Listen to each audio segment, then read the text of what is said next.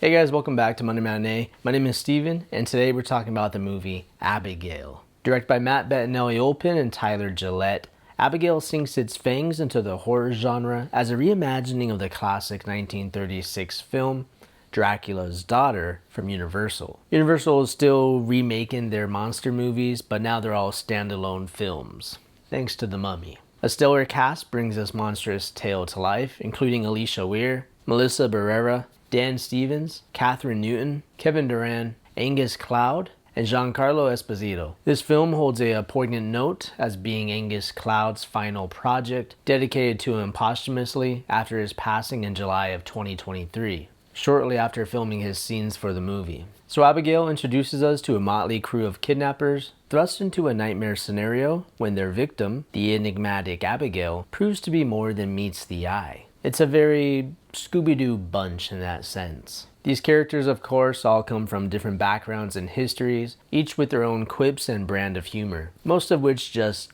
didn't land for me. There are some chuckles here and there, but I didn't find the dynamic between the group too interesting. And while the premise of the film feels like a familiar haunted house trope, the film's execution lacked ambition. It wasn't a very ambitious movie. And I'm curious about the impact of Melissa Barrera, who faced controversy before the release of the film, being one of the leads. You know, she even lost her job on Scream 7 because of it. I don't know, there comes a point where you have to separate the actor from the person. But sometimes that's just easier said than done. But despite this, Barrera delivers a solid performance, embodying the role of the resilient final girl once again. I always enjoy seeing her. And Dan Stevens, too, offers a reliable presence, though his character feels somewhat formulaic. He was mostly Dan Stevens, but he's popping up in all kinds of movies recently.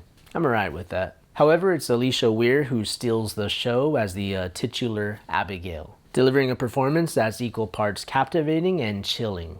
And the film's pacing is a bit of a mixed bag, with a slow start that takes its time to build momentum.